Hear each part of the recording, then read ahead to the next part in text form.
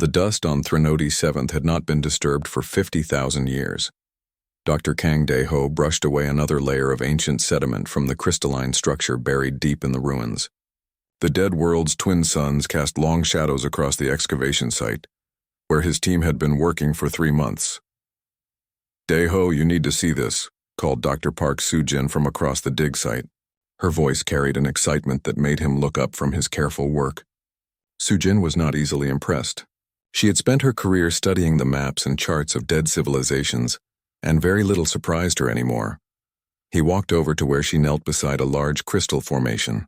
Unlike the other artifacts they had found, this one seemed to glow with its own inner light. The surface was covered in the flowing script of the Vorthak Empire, a civilization that had vanished from the galaxy long before most current species had developed space travel. "What is it?" Dae-ho asked, crouching beside her. "I think it's a data vault. Look at these symbols." Soo-jin pointed to a series of markings near the base of the crystal. "These match the navigation charts we found on Kepler Station. But this is much more complete than anything we've discovered before." Captain Lee Junwoo approached from the landing pad where their ship waited. The Harmony's Edge was not a large vessel, but it was equipped with the best archaeological scanning equipment the Kepler Institute could provide. The orbital scans are showing more structures buried deeper. We might need to extend our stay here. "Not yet," Soo-jin said, her hands moving carefully over the crystal surface. "Help me get this to the ship. If I'm right about what this is, we need to analyze it properly." The three of them, along with their small team of graduate students, carefully extracted the crystal and transported it to the ship's laboratory. Once they had it secured and connected to their analysis equipment, the crystal began to respond to their scanners. "It's definitely Vorthak technology," confirmed Dr. Nam Hai-wan, their language specialist. She had joined the expedition specifically to study Vorthak texts, but the data structure is more complex than anything we've seen before. "Give me a few hours to work on the translation protocols." While Nam Hee-wan worked on decoding the crystal, the rest of the team continued their excavation. But Dae-ho found it hard to concentrate on the other artifacts. Something about the crystal felt important, more significant than their usual finds. That evening, as the twin suns set over the barren landscape of Threnody VII, Nam Hye-won called them all to the ship's main display screen. The crystal sat connected to their computer systems, its inner light pulsing softly. "I've managed to access the primary data layer," she announced. "It's a star map. But not just any star map. This appears to be a complete navigational chart of known space from the height of the Vorthak Empire." The display screen lit up with a three-dimensional representation of the galaxy. Thousands of star systems appeared as points of light, connected by lines that showed trade routes and territorial boundaries. It was beautiful and comprehensive, showing the galaxy as it had existed 50 millennia ago. "Look at the detail," whispered Soo-jin. "They mapped everything. Every inhabited system, every trade route, every—" She stopped, staring at one section of the map. Captain Junwoo leaned forward. "What is it?" Soo-jin pointed to a region of the map that appeared different from the rest. While most systems were marked with symbols indicating colonies, trade stations, or resource extraction points, this area was marked with different symbols entirely. The Vorthak text around it was written in what appeared to be a warning format. "Nam Hye-won, can you translate those symbols?" The language specialist worked quietly for several minutes, cross-referencing the symbols with their database of known Vorthak writing. When she looked up, her face was pale. The direct translation is disturbing. The main label appears to say the Demon's Garden, or possibly the place where devils grow. There are additional warnings that translate roughly to Death Spawn Nest and Where Ships Go to Die. "What system is it marking?" asked Dae-ho. Captain Junwoo was already running the coordinates through their navigation computer. The answer came back within moments, and his expression changed to one of confusion. "That's impossible," he said quietly. "What's impossible?" Soo-jin demanded. "Those coordinates, they point to a system in what we now call the Orion Arm, a yellow star with 9 planets." He paused, checking his readings again. The computer identifies it as Sol System. The laboratory fell silent. Everyone knew about Sol System. It was the home of humanity, one of the newer members of the Galactic Confederation. Earth was known throughout the galaxy as a peaceful agricultural world. Humans were friendly traders and skilled diplomats who had joined galactic society only 200 years ago. There has to be a mistake, said Nam Hyewan. Humans are, well, they're human. They're not demons or deathspawn or whatever these warnings are talking about. But Su Jin was studying the map more carefully. Look at this, she said, pointing to additional symbols around the Sol system marker. These appear to be dates or time markers. And look at these other symbols. She traced her finger to several other areas of the map, all marked with similar warning symbols. All marked with dates that appeared to be progressively earlier. It's not just the Vorthak, she realized. Look, here's a symbol that matches the script we found in the Eternal Tide Empire ruins. And this one looks like Silicon Commune markings. Captain Junwoo ran searches on the other coordinate sets. Each one came back with the same result. Sol system, Earth, humanity's homeworld. Multiple civilizations, across thousands of years, all marked the same system as forbidden. Daeho said slowly. All marked Earth as a place where monsters live. They spent the rest of the night going through the data, finding more references, more warnings, more evidence that ancient galactic civilizations had marked Sol system as a place to be avoided at all costs. The warnings were consistent across cultures and time periods. Something dangerous lived on the third planet of that yellow star. As the twin suns of Threnody 7 rose on another day, the archaeological team sat in their ship's laboratory, staring at evidence that challenged everything they thought they knew about humanity.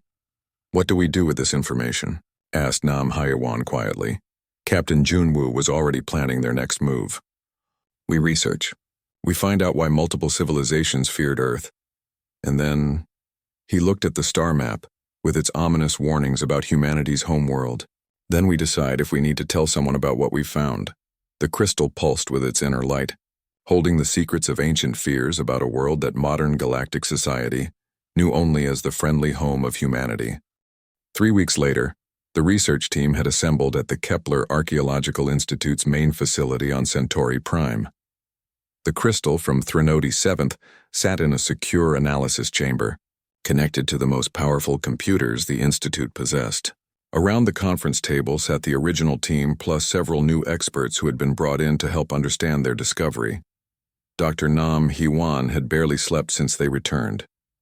She had been working around the clock with the translation protocols, and her findings grew more disturbing each day. The crystal contained far more data than they had initially realized, layers upon layers of information from multiple civilizations. I've found 17 different warning systems about Sol, she reported to the assembled group. The earliest date I can confirm goes back nearly 60,000 years. The most recent is from about 40,000 years ago, just before the Vorthak Empire collapsed. Commander Cho Min-seok, a military historian who specialized in ancient conflicts, leaned forward. What exactly do these warnings say? Give us the specific details. Nam Hyewan pulled up her latest translations on the main display. The oldest entry, from a civilization we don't even have a name for, simply says, "The pale ones who do not yield." The next chronological entry, about 55,000 years old, is more detailed. It describes creatures who fight without energy shields, who damage their own bodies to damage others more. That doesn't sound particularly frightening, observed Dr. Yoon Tae-young, the xenobiologist who had joined their team. Most primitive species fight without advanced technology. Wait, said Nam Hyewan. There's more. The same entry describes these creatures as impossible to defeat because they do not understand defeat. It goes on to say that when one falls, others become stronger. When many fall, the survivors become unstoppable. She clicked to the next translation. This one is from the Eternal Tide Empire, about 45,000 years ago. They sent 3 exploration fleets to the system. The first never returned. The second sent back 1 transmission. They board our ships. They fight in vacuum. They do not die when they should die. Captain Junwoo felt a chill run down his spine. And the third fleet? The third fleet was their largest battle group, 50 ships including their most advanced dreadnoughts. Nam Hyewan's voice grew quiet. The last transmission from that fleet was, "We are being boarded by creatures that should not exist. They are using our own weapons against us. They are learning as they fight. Do not come here. Mark this place forbidden." The room fell silent. Everyone present had met humans. They were known for being friendly, helpful, and peaceful. The humans who served in the Galactic Confederation were diplomats, traders, and farmers. They seemed utterly normal. Commander Minseok broke the silence. I need to cross-reference this with military databases. If there were actual battles, there should be archaeological evidence. Debris fields, wreckage, something. Over the following days, the team dove deeper into their research. Commander Minseok discovered records of massive debris fields in the Sol system's outer regions, debris that had been assumed to be natural asteroid formations. When analyzed with their new perspective, the metal compositions and distributions suggested the remains of large-scale space battles. Dr. Yoon Tae-young made an equally disturbing discovery. I've been analyzing the biological descriptions in these ancient texts, she announced during their morning briefing. The creatures they describe have several impossible characteristics. They're said to function normally in multiple atmospheric compositions, survive in vacuum for extended periods, and continue fighting with injuries that would disable any known species. How is that possible? Asked Dr. Park Soo-jin. It shouldn't be. But I ran comparisons with human medical data from the Confederation files. Yoon Tae-young paused. Humans do have unusual biological resilience. Their immune systems are remarkably adaptable. Their cardiovascular system has multiple redundancies, and their psychological recovery from trauma is faster than most species. Lieutenant Kim So-young, a young intelligence analyst who had been reviewing communication logs, raised her hand hesitantly. I found something else. In the ancient records, there are descriptions of the pale demons doing something that doesn't make sense. What? Asked Captain Junwoo. They apparently formed alliances with other species during battles. The texts describe creatures from the Forbidden World fighting alongside members of species they had been fighting against moments before.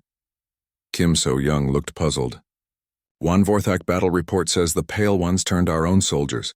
Not through mind control, but through some form of loyalty corruption. Our warriors began protecting the invaders instead of fighting them. Dr. Nam Hai-wan nodded grimly. I found similar reports.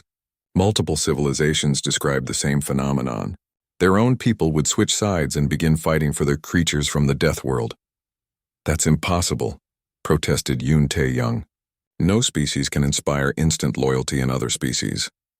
Commander Minseok had been quiet for most of the meeting, but now he spoke up. Unless they weren't inspiring instant loyalty, what if they were inspiring something else? Like what? Think about it. We know humans are friendly. Every species that has met them in the modern era describes them as unusually helpful and cooperative. What if that's not just diplomacy? What if that's actually how they are? The room considered this.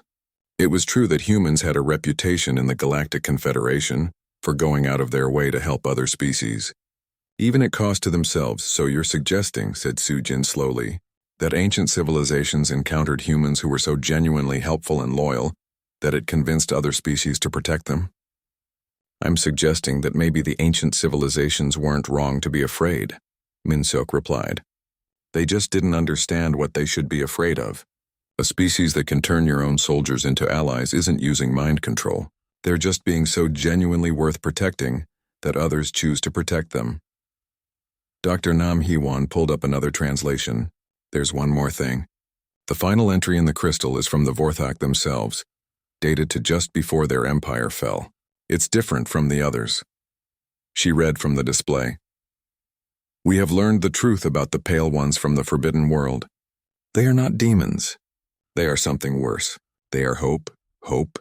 Asked Kim So-young. The entry continues. They make others believe that impossible things are possible. They make others willing to die for ideals.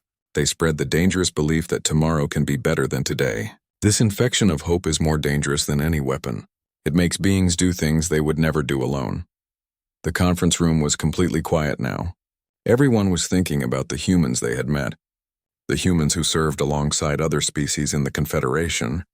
The humans who were known for their optimism and their belief that any problem could be solved if enough people worked together. Captain Junwoo finally broke the silence. So what you're telling me is that for 60,000 years the most advanced civilizations in the galaxy marked Earth as forbidden, not because humans are monsters, but because they're inspiring? Dangerously inspiring, corrected Nam Hai-wan. According to these records, contact with humans caused the collapse of at least 3 major empires, not through conquest, But through ideological transformation, Commander Min Seok looked around the table. The question now is, what do we do with this information? Do we report it to the Confederation? Do we tell humanity what we've found? Or do we keep this secret? Outside the conference room windows, the lights of Centauri Prime's spaceport showed ships from dozens of species coming and going. Many of them carrying human crews working alongside alien colleagues, all of them part of a galactic civilization that had grown more cooperative and hopeful since humanity had joined. The crystal from Threnody 7 continued to glow softly in its analysis chamber, holding the secrets of why ancient civilizations had feared the most helpful species in the galaxy. Against every regulation and safety protocol they knew, Captain Lee Junwoo had made the decision that would change everything. The Harmony's Edge was now approaching the Sol system, carrying a team of researchers who were about to visit the most feared world in ancient galactic history. All sensors active, reported Dr. Shin Woo-jin from the science station. I'm detecting multiple artificial satellites around the third planet, also picking up radio transmissions in human languages. Nothing that suggests monsters. The past month had been spent in heated debates at the Kepler Institute. Commander Cho Min Seok had argued strongly against the expedition, pointing out that if the ancient warnings were accurate, they could be flying into extreme danger. But Dr. Park Soo-jin had argued just as strongly that they needed to see for themselves what had frightened so many civilizations. Distance to Earth orbit, asked Captain Junwoo. 30 million kilometers and closing, Shin Woo-jin replied. I'm also detecting what appears to be a defense fleet. 12 ships in patrol formation around the outer system. Lieutenant Kim So-young looked up from her communications console. Captain, we're being hailed by one of those ships. It's a welcome message. Put it through. The main screen flickered and the face of a human appeared. He was middle-aged with graying hair and a warm smile. Behind him, the bridge of his ship looked remarkably similar to their own. Greetings, Harmony's Edge. This is Admiral Park Chan-ho of the Earth Defense Fleet. Welcome to Sol System. We've been expecting you. Captain Junwoo tried to keep his voice steady. Expecting us?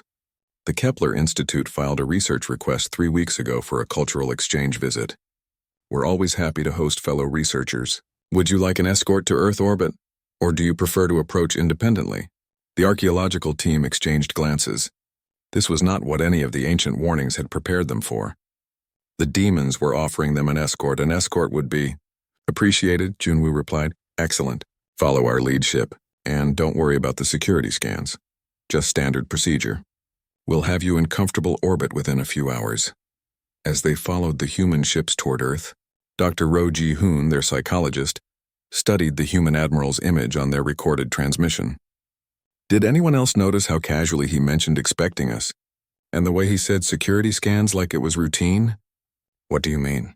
Asked Dr. Nam Hye-won. Most species treat first contact situations with unknown ships as significant events. He acted like we were neighbors dropping by for coffee. As they approached Earth, the planet resolved into view on their main screen. It was beautiful. Blue oceans, white clouds, green continents. They could see the lights of cities on the dark side of the planet and orbital stations that bustled with activity. It looks normal, whispered Park Soo-jin. Too normal, added Commander Min Seok. Where are the defenses? The weapons platforms? If this world has been at war for 60,000 years, where are the fortifications? Dr. Shin Woo-jin was studying his sensor readings.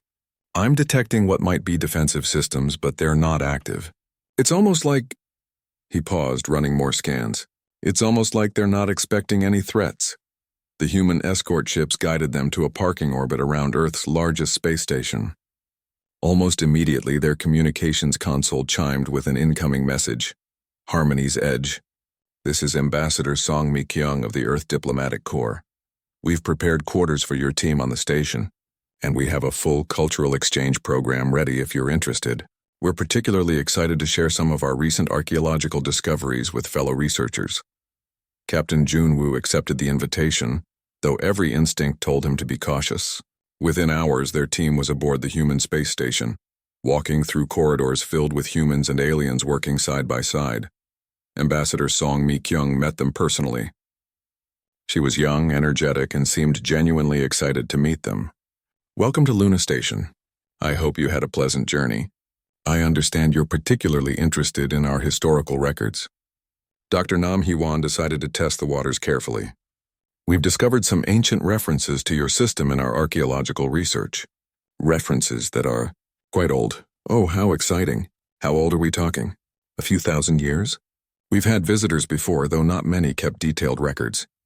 The team exchanged glances. Song Mi-kyung's casual attitude toward ancient visitors was unsettling, especially considering what the ancient records said about those visits. Much older, said Nam Hee-wan carefully. Perhaps 50,000 years or more. Song Mi-kyung's eyes lit up. Really? That would be during our pre-civilization period. What did these ancient records say about us? We're always curious about how our ancestors appeared to other species. Dr. Ro Ji-hoon stepped forward. The records describe conflicts, battles. They suggest that contact with your world was dangerous. For the first time, Song Mi-kyung's cheerful expression changed slightly. She looked thoughtful rather than worried. Yes, that would make sense. Humans 50,000 years ago were quite different from modern humans. We were still developing agriculture, still very tribal. Contact with advanced alien species probably didn't go well. The records suggest that multiple civilizations sent fleets to this system, said Commander Min Seok carefully. Large military fleets. And they were all defeated, added Nam Hee-wan. Song Mi-kyung nodded as if this was completely reasonable. Oh, that sounds about right. Early humans were very territorial. If alien ships showed up and looked threatening, our ancestors would have fought them. Probably not very successfully at first, but humans are quick learners. The casual way she said humans are quick learners sent a chill through the research team. The ancient records had described the same thing in much more terrifying terms. Would you like to see our military museum? Song Mi-kyung asked brightly. We have a wonderful collection of historical weapons and battle records. Very educational. Before anyone could object, she was leading them through the station toward what she called the Cultural Heritage Center. As they walked, she chatted cheerfully about human history, mentioning wars, conflicts, and survival challenges as if they were interesting anecdotes. Of course, the Ice Ages were difficult, but they taught us a lot about working together under pressure. And the volcanic winter from the Toba eruption really helped our ancestors develop their problem-solving skills. Dr. Yoon Tae-young whispered to Dr. Shin Woo-jin. Did she just describe a near-extinction event as helpful for problem-solving skills? As they entered the museum, they were greeted by displays of human military history stretching back thousands of years. What struck the alien visitors immediately was not the weapons themselves, but how the exhibits were presented. Every conflict was described in terms of lessons learned, innovations developed, and alliances formed. Here's one of my favorite sections, said Song Mi-kyung, stopping in front of a display about something called World War II. This was when humanity really learned the importance of international cooperation. Before this war, we were very divided. Afterward, we started working together much more effectively. Commander Min Seok stared at the casualty numbers displayed next to the cheerful description of international cooperation. Over 50 million dead described as a learning experience. Dr. Ro Ji-hoon was beginning to understand something that made his hands shake. The humans weren't hiding their violent past or trying to seem peaceful. They genuinely saw their history of constant warfare and survival against impossible odds as normal educational experiences. Song Mi-kyung led them to another exhibit, and this section covers our early space exploration. We lost quite a few crews in the early days, but each failure taught us something new. By the time we made contact with the Galactic Confederation, we had learned enough to be helpful contributors. She said this while standing next to a memorial listing hundreds of names of astronauts who had died in space exploration accidents, their deaths treated as noble sacrifices for knowledge. As the tour continued, the research team began to realize that they weren't visiting a world of monsters. They were visiting a world where monsters would be considered normal, where surviving impossible challenges was treated as routine, and where beings who would terrify other species simply called themselves human and went about their daily lives. The invitation to visit Earth's surface had seemed like a good idea, until Dr. Han Sung-ho, their human guide, casually mentioned that they would be touring some typical peaceful locations to understand human culture better. Dr. Kang Dae-ho and his team stood on the observation deck of the shuttle as it descended toward Earth's surface. The planet looked beautiful from orbit, but as they got closer, Dr. Yoon Tae-young began to notice things that bothered her. Those are remarkably large urban areas, she observed, looking at the sprawling cities below them. How do you manage resources for so many people in such concentrated areas? Dr. Han Sung-ho, a cheerful human anthropologist, shrugged. Oh, it's not too difficult. We've had a lot of practice with overpopulation problems. Plus, humans are pretty good at making do with limited resources. Engineer Bae Yu-jin, who had joined their team specifically to study human technology, asked, "What do you mean by a lot of practice?" Well, we've had several population booms throughout history. Each time we figured out new ways to feed everyone and keep society running. Sometimes it required some difficult decisions, but humans adapt. The way he said difficult decisions with a slight smile made the entire team uncomfortable, though none of them could quite explain why. Their shuttle landed at a facility that Dr. Han described as a cultural education center. As they walked through the building, they passed displays showing human achievements in art, science, and exploration. Everything seemed normal until they reached a section labeled Natural History and Human Development. "This is one of my favorite exhibits," said Dr. Han, stopping in front of a display about human evolution. "It really shows how our environment shaped us as a species." The display described Earth as a world of regular natural disasters, climate changes, predator species, and survival challenges that help develop human resilience and problem-solving abilities. What other species would call extinction-level events, the exhibit described as developmental opportunities. Dr. Yoon Tae-young stared at a chart showing Earth's mass extinction events. Your planet has experienced 5 major extinction events and humans evolved after most of them? That's right. Earth has always been a very dynamic place to live. It kept life on its toes, so to speak, really good for developing survival instincts. And humans survived all these challenges? Dr. Han looked puzzled by the question. Well, yes. I mean, we're here, aren't we? Every species on Earth had to survive the same challenges.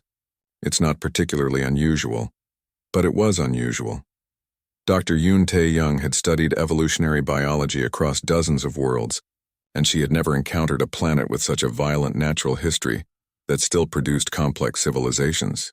Most worlds that experienced even one mass extinction event never recovered enough to evolve intelligent life. Their tour continued to what Dr. Han called the Physical Education Center.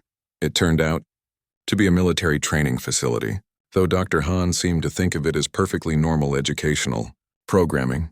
"We like to keep our citizens in good physical condition," he explained as they watched humans running through obstacle courses that would challenge trained soldiers from most other species. Plus, you never know when basic survival skills might come in handy. Colonel Moon Jae-sung, the human officer in charge of the facility, greeted them warmly. "Welcome. Dr. Han said you wanted to see some typical human training programs. We're just running some basic exercises today. Nothing too exciting." Engineer Bae Yu-jin watched in horror as humans climbed walls, crawled under barriers, and jumped across gaps that would require safety equipment for other species. One human fell from a considerable height, rolled, got up, and continued running as if nothing had happened. "Is that individual injured?" she asked Colonel Moon. "Oh, Minho. No, he's fine. Humans are pretty sturdy. We're designed to take some bumps and keep going. It's actually one of our better features as a species." Dr. Ro Ji-hoon was studying the humans' behavior during the exercises. What disturbed him most was not their physical capabilities but their attitudes. They were encouraging each other, helping teammates who fell behind, and treating the dangerous obstacles as fun challenges.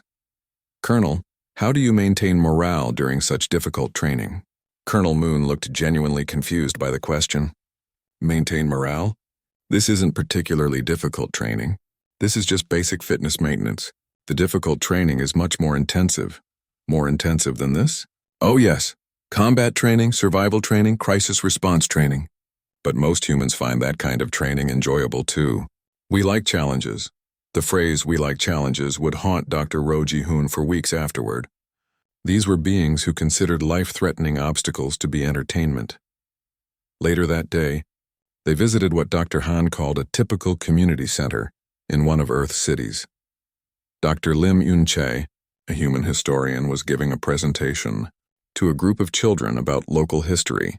And that's how our city survived the earthquake of 2157, she was saying, cheerfully to an audience of young humans who couldn't have been more than 10 years old. Everyone worked together, and we rebuilt everything even better than before, Dr. Nam. He-Wan listened to the presentation with growing alarm. Dr. Lim was describing a natural disaster that had killed thousands and destroyed most of the city, and she was presenting it to children as an inspiring story of community cooperation.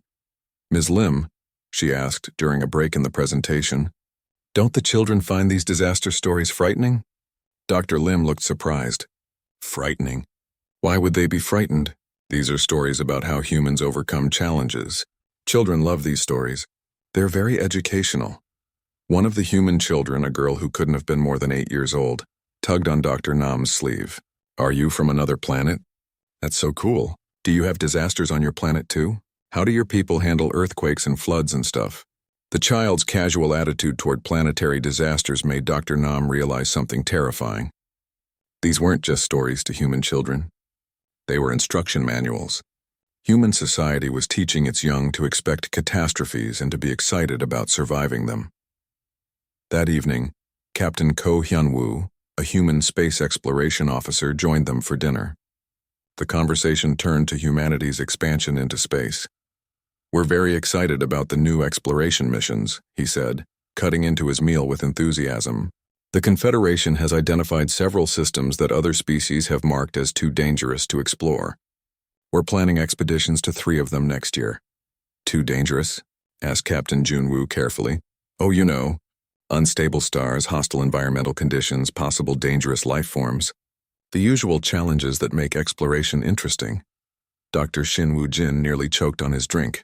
You consider dangerous life forms to be interesting? Captain Ko nodded enthusiastically. Absolutely. That's the best part of exploration, finding things that no one has seen before. Even if they're dangerous, they're still discoveries. And humans are pretty good at dealing with dangerous situations. What if the dangers are too extreme? What if they could kill your exploration teams? Captain Ko considered this seriously. Well, that's always a risk in exploration. But that's why we volunteer for these missions. Someone has to go first, and humans are, well, we're pretty good at being first. As the evening progressed, the research team began to understand the full scope of what they had discovered. Humans weren't monsters in the traditional sense. They were something potentially more dangerous. A species that had evolved on a world so hostile that they considered galactic-level threats to be interesting challenges. They didn't conquer through fear or superior technology. They conquered through the simple expedient of being willing to try things that would terrify other species, and treating failure as a learning experience rather than a reason to give up. By the time they returned to their shuttle that night, the team from the Harmony's Edge finally understood why ancient civilizations had marked Earth as forbidden. It wasn't because humans were evil. It was because they were fearless, and fearlessness was contagious, as Dr. Ro Ji-hoon noted in his personal log that evening. We have discovered that the monsters of ancient legend are real. They call themselves humans, they are unfailingly polite, and they consider the end of the world to be a fun weekend project. The return journey to Centauri Prime took 3 weeks, and during that time, the crew of the Harmony's Edge had plenty of time to think about what they had discovered. Dr. Choi Dong-min, the expedition's philosopher, spent most of the trip trying to help his colleagues process what they had learned about humanity. The ancient civilizations weren't wrong, he said during one of their daily discussion meetings. They correctly identified humans as dangerous. They just didn't understand what kind of dangerous. Dr. Park Soo-jin was still studying the recordings from their visit to Earth. I keep coming back to that children's presentation. The historian was teaching 8-year-olds to be excited about surviving disasters. What kind of society does that? A society that has learned that disasters are inevitable, replied Dr. Choi. Think about it. Earth has experienced regular catastrophes for millions of years. Humans didn't evolve to avoid disasters. They evolved to survive them and rebuild afterward. Captain Lee Jun-woo was facing a different problem. As the expedition leader, he would have to report their findings to the Galactic Confederation leadership. But how do you explain to a peaceful galactic civilization, that one of their newest members is a species that considers extinction-level threats to be educational opportunities. The question is, he said, what do we do with this information? Do we recommend that the Confederation treat humanity differently? Do we suggest increased monitoring? Or do we just file our report and hope for the best?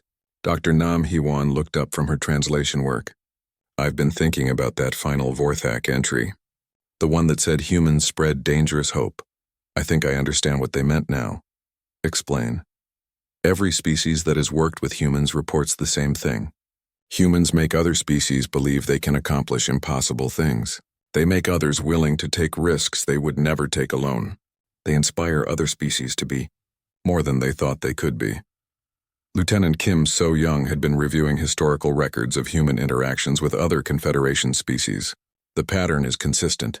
Every species that has formed close alliances with humans has become more exploratory, more willing to take on challenges, more optimistic about solving problems. Is that necessarily bad? Asked Dr. Yoon Tae-young. That depends, said Dr. Choi, on whether you think the galaxy is better off with more species willing to take the kinds of risks that humans consider normal. When they arrived at Centauri Prime, their report created chaos in the upper levels of the Confederation government. President Kwon Soo-hyun called an emergency session of the Confederation Council to discuss the implications of the discovery. Director Lee Hae-won of the Archaeological Institute presented their findings to the full council. The crystalline map from Threnody 7th was displayed in the center of the council chamber, its warnings about Earth glowing softly in the translation matrices. To summarize, Director Lee told the assembled representatives, we have discovered evidence that humanity's homeworld was considered forbidden by multiple ancient civilizations for a period spanning 60,000 years. The reasons for this prohibition were not immediately obvious, but our research suggests that contact with humans had a profound psychological effect on other species. General Jang Kyung-ho, the Confederation's military commander, leaned forward. Are you suggesting that humans pose a threat to galactic stability? Not in the traditional sense, replied Director Lee. Humans are not conquerors or aggressors, but they appear to be infectious. Infectious? Dr. Choi Dong-min stood to address the council. Humans carry with them a particular worldview that seems to spread to other species they work with closely. This worldview treats extreme challenges as normal, considers dangerous exploration to be worthwhile, and maintains optimism in situations that would cause other species to despair. Representative An Seola from the Diplomatic Corps asked, is this necessarily a bad thing? The Confederation has experienced unprecedented cooperation and expansion since humanity joined. That's exactly the point, said Dr. Choi. Humanity joined the Confederation 200 years ago. In those 200 years, we have undertaken more dangerous exploration missions, established more colonies in hostile environments, and attempted more ambitious engineering projects than in the previous 1,000 years combined. The council chamber fell silent as the implications sank in. President Kwon spoke carefully. Are you suggesting that humanity is changing the fundamental nature of galactic civilization? We're suggesting that humanity is making galactic civilization more like humanity, replied Director Lee. More willing to take risks, more optimistic about overcoming challenges, more willing to help each other in dangerous situations. General Jang had been reviewing military records during the discussion. I've been looking at our recent conflicts. In every major engagement over the past century, human crews have volunteered for the most dangerous assignments. But more significantly, other species serving alongside. Humans have also volunteered for dangerous assignments at unprecedented rates. The pattern extends beyond military service, added Representative An. Exploration crews with human members report higher success rates in challenging missions, but they also report higher willingness among all species to attempt missions that were previously considered too risky. Ambassador Song Mi-kyung, who had returned from Earth with the research team, addressed the council via communication link. I've been monitoring the discussions on Earth about your findings. Humans are fascinated by the discovery, but not particularly concerned about the implications. Their general reaction has been curiosity about meeting the descendants of the ancient civilizations that visited them. They want to meet them? Asked President Kwon. Several human exploration groups have already volunteered to search for surviving populations from the civilizations mentioned in the ancient warnings. They seem to consider it an interesting historical research project. Dr. Ro Ji-hoon, who had been silent during most of the session, finally spoke up. With respect to the Council, I think we're approaching this from the wrong perspective. The ancient civilizations saw humanity as a threat because humans changed other species. But perhaps the question isn't whether this change is dangerous. Perhaps the question is whether this change is necessary. What do you mean? The galaxy is large and full of challenges we haven't faced yet. Unknown threats, unexplored regions, unsolved problems. Maybe we need a species that considers impossible challenges to be interesting projects. Maybe we need a species that can inspire others to be more than they thought they could be. As if to prove his point, Captain Kim Tae-ho's voice crackled over the Council Chamber's communication system. He was commanding the human exploration vessel Wanderer's Hope, currently at the edge of Confederation space. Confederation Council, this is Captain Kim. We've received a distress signal from the Galactic Edge. Something large and unidentified has appeared near the Outer Rim colonies. The signal is unusual, definitely artificial, definitely not from any known species. We're requesting permission to investigate. President Kwan looked around the Council chamber, then at the ancient warnings still glowing in the translation matrix. Captain Kim, this could be extremely dangerous. The signal could be from something hostile, something beyond our understanding. Yes, sir, that's what makes it interesting. We have a full crew of volunteers from 7 different species, all eager to take a look. Besides, Captain Kim's voice carried the unmistakable tone of human optimism. How dangerous could it be? As the council session ended, the members filed out with a new understanding of humanity's place in the galaxy. The ancient warnings had been accurate. Humans were dangerous. But they were dangerous in the same way that hope is dangerous, in the same way that courage is dangerous, in the same way that the belief that tomorrow can be better than today is dangerous.